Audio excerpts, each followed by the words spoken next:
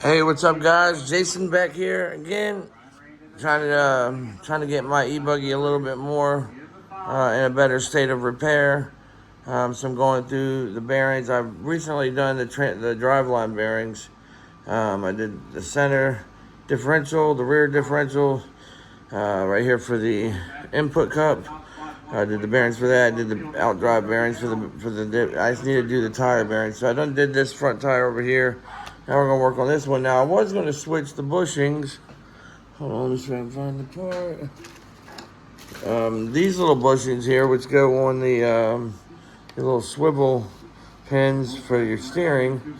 But these are metal, so I kind of thought mine would be worn out because I thought they were plastic. But no, these are metal. So I really don't need them. I don't imagine when I would need them. I don't know. I guess I was hang on to them. But anyway, so this year I'm not going to be running a fan on the ESC. I've got this really strong fan blowing on the motor, which will also kind of cool the ESC. But if we keep the motor cool, this ESC is 150 amp 6S ESC. Should not have any trouble pushing this thing on 4-cell through a race. 2200 kV motor, sensorless. I do think I'm going to upgrade to a sensored motor before before next spring, so that I can be, I don't know, I just want to run sensored motors again. But this one has been good, I don't know. I just want to jump on the bandwagon and, run censored like everyone else. So, this car is old now, and Serpent, I hear they got something in the works. So maybe this time it's true. Maybe there is something going to be released from Serpent. I do have a couple friends that were close with the Serpent team. One guy that was on the Serpent team, but being they haven't released anything, he got Nagama and ran that for maybe a season, and I think he might still have it. I'm not sure, but he doesn't race it too often. But he still has his Serpent Ebuggy, and now he has associated two-wheel drive, or I'm not sure it's 2 or 4-wheel drive, but stadium truck that they're racing in Charlotte, which is like an hour and 30 minutes for me. So I might try to make it out to a race sometime over the winter because they got an indoor carpet track. It's not the most upscale place, but it's not bad, and it looked fun. My buddy posted a video of it, Donnie Baker, on his RC Addict YouTube channel. Definitely, I said RC Car Addict. Definitely check him out, man. Definitely got some good information.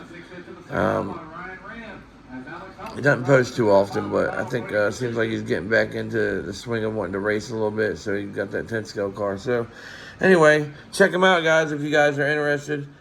Again, it's RC Car Addict. Just type that in. It should pull his page up. But anyway, so I'm really happy with this OCS servo.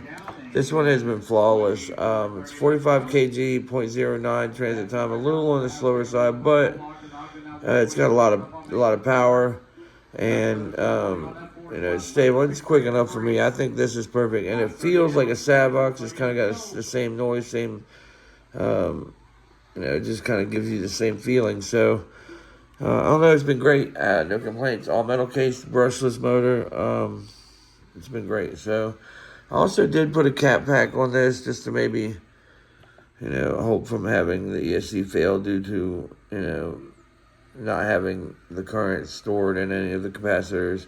Make it blow. I don't know exactly what makes it, but I figured adding the capacitor pack wouldn't hurt.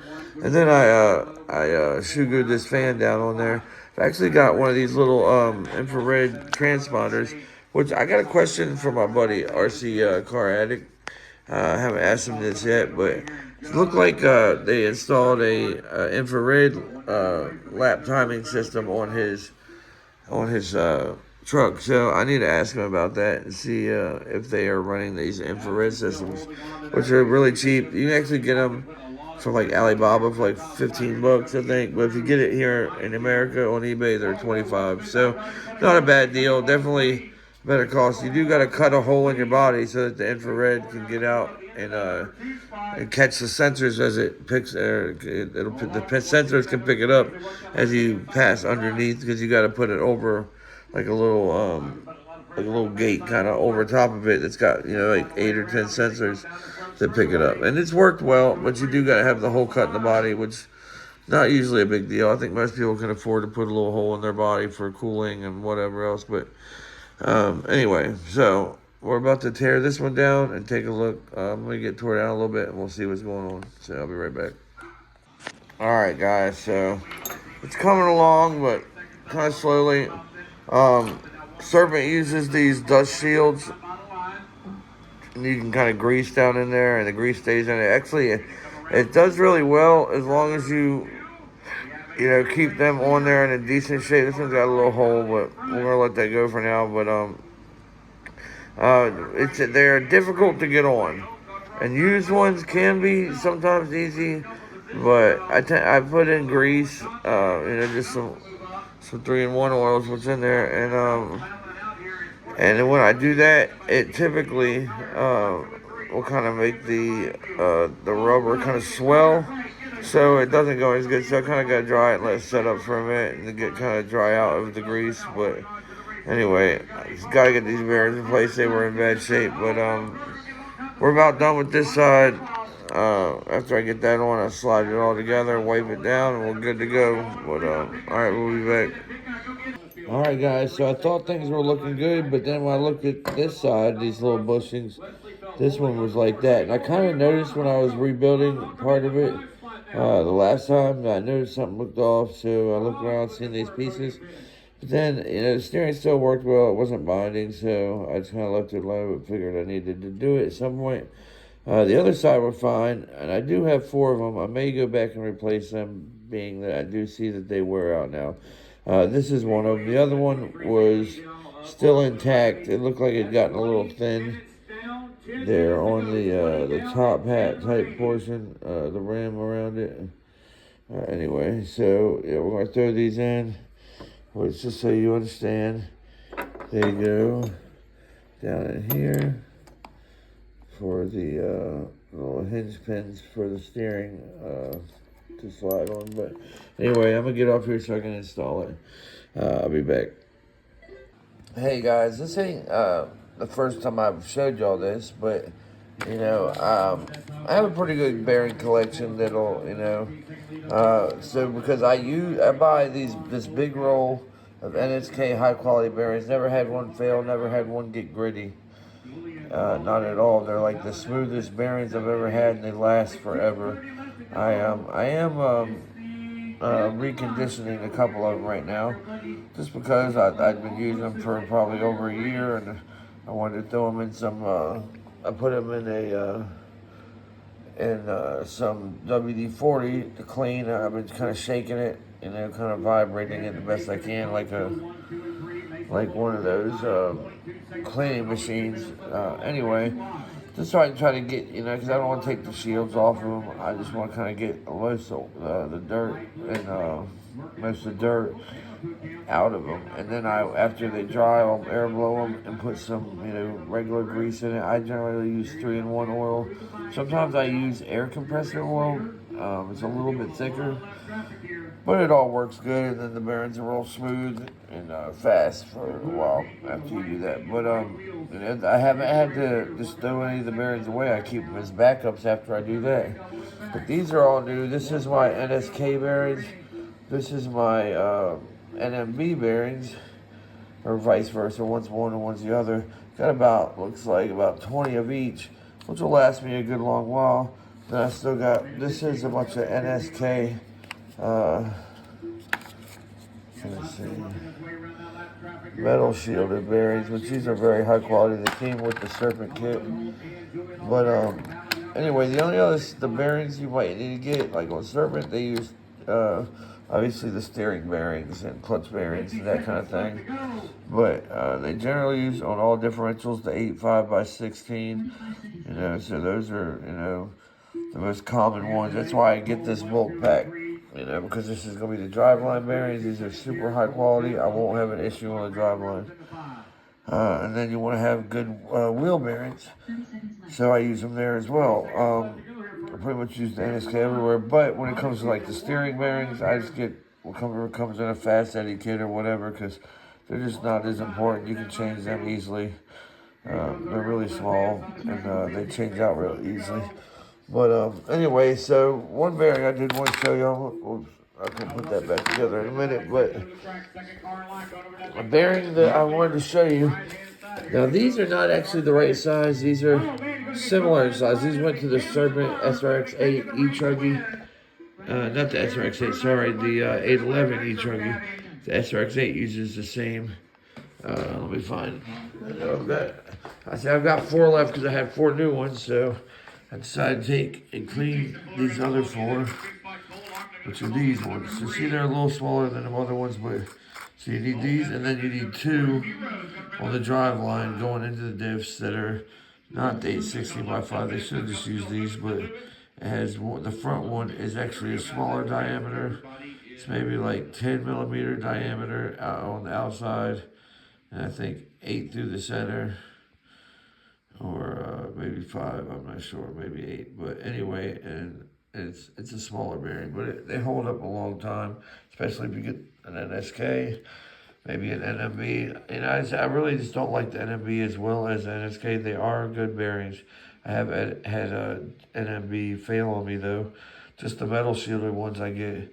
They'll sometimes be Thailand, and sometimes they'll be the other place where you got Thailand and Singapore, which I know are like, I don't know. I imagine the regular, the ones straight out their factory with their name on it would say something more like NMB brand on it, and not have the other branding on it. So, I mean, it would be like Japan rather, excuse me. It would be NMB Japan rather than NMB Thailand or NMB Singapore. However, those are quality bearings.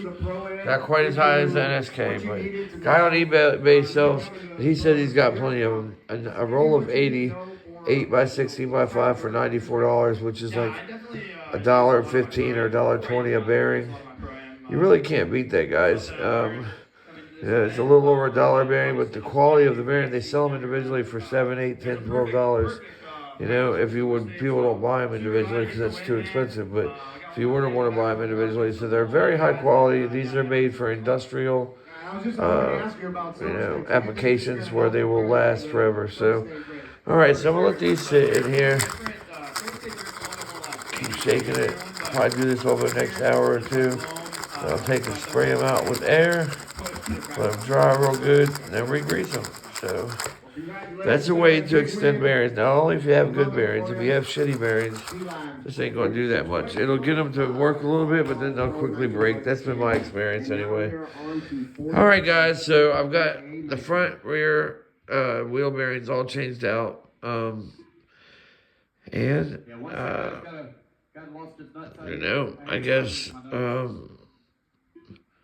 I guess we're just waiting on, what else do we need? I've got a couple parts ordered.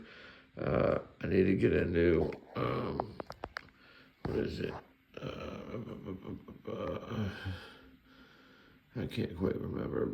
Actually, everything's in pretty good shape right now, but I do need to get a, I can't think of it now, but some part that I don't have, but. All right, guys. Thanks for watching. I'm rambling now, but please like, comment, subscribe, guys. And if any of y'all are really interested in serpents and want me to give y'all some, some tips or anything, leave it in the comments. Leave a message for me. I will get back to it. I try to reply to all my comments. A lot of you guys are great. Ask great questions, and I appreciate you guys. So thanks for sticking around with me for this long time. I've been doing this for like 6.5, 7 years. And it's been great. I don't make a lot of videos anymore because I just don't have the time to do the RC so much anymore. Or the money, because my daughter's in gymnastics and that's going to cost a fortune. So we'll see.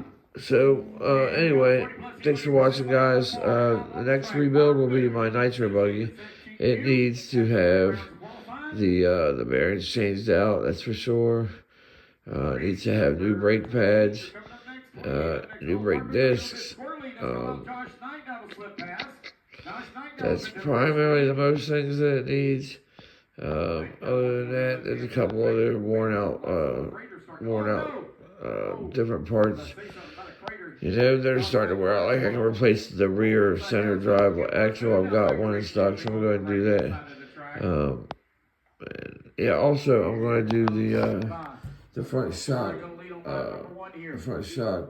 top caps, because look how they've just been through it. They still work fine, and then I realized it looks like this shock might be leaking because.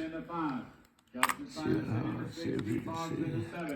It's kind of greasy over there where it's more dry over here on this side. It's not real bad. But I'm going to take them apart and see how it's going. If so, I do have a rebuild kit. So we'll do that. But alright guys, thanks for watching. We'll see y'all in the next one. Sorry for all the mess, man. This is just how I do my RC stuff. I like to have it all sitting out here on the table. The parts I need, I can just sort through. I know it's not that organized, but it's, I guess, have limited space, I guess. And a lot of stuff. Alright guys, thanks for watching. Really appreciate every one of y'all, so stay tuned. Hopefully the next one will be something interesting. See y'all later.